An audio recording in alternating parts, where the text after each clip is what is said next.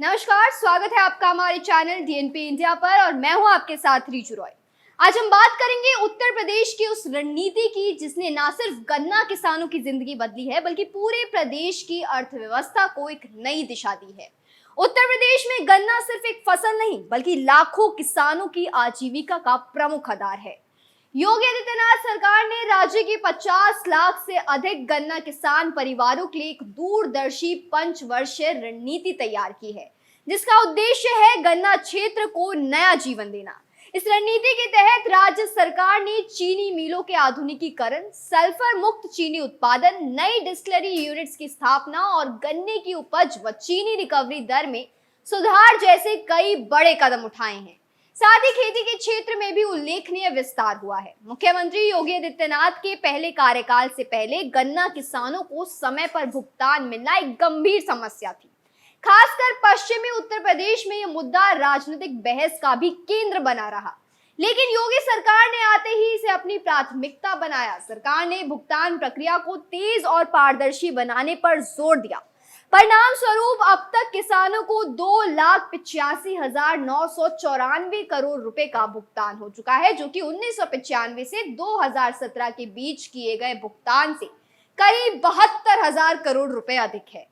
यही नहीं, वित्तीय वर्ष 2024 से 25 में अब तक 83.8% भुगतान लक्ष्य पहले ही पूरा हो चुका है। इन प्रयासों का नतीजा ये रहा कि गन्ना किसानों का सरकार पर विश्वास बढ़ा और उन्होंने ज्यादा मात्रा में गन्ना उत्पादन शुरू किया। पिछले 8 सालों में गन्ने की खेती के क्षेत्रफल में 44% की वृद्धि दर्ज की गई है। 2016 से 17 में जहां 20.54 लाख हेक्टेयर में गन्ना बोया गया था, वहीं 2024 से 25 में ये क्षेत्रफल बढ़कर 29.5 लाख हेक्टेयर तक पहुंच चुका है। इसी तरह प्रति हेक्टेयर उत्पादक भी 72.38 टन से बढ़कर 84.10 टन हो गई है। मुख्यमंत्री योगी का मानना है कि स्मार्ट प्लानिंग, तकनीक आधारित भुगतान प्रणाली और समय पर सुधारों के जरिए गन्ना उत्पादन और उत्पादकता को दुगना किया जा सकता है।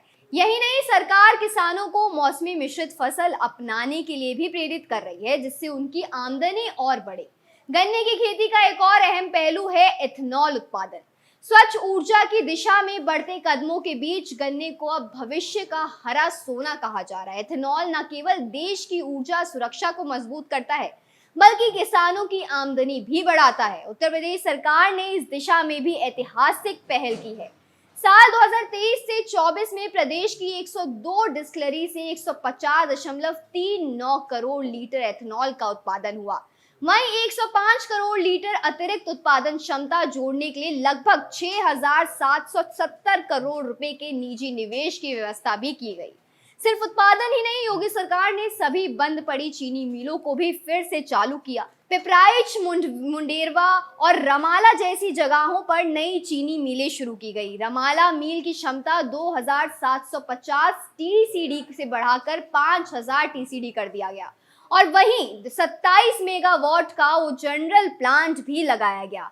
आज प्रदेश के 45 जिलों में कुल 122 चीनी मिलें, 236 खांडसारी इकाइयां, 8,707 पारंपरिक कोल्हू, 75 को जनरलेशन प्लांट और 44 डिस्टिलरी चालू है। इन इकाइयों से करीब 9 लाख लोगों को प्रत्येक रोजगार मिलता है।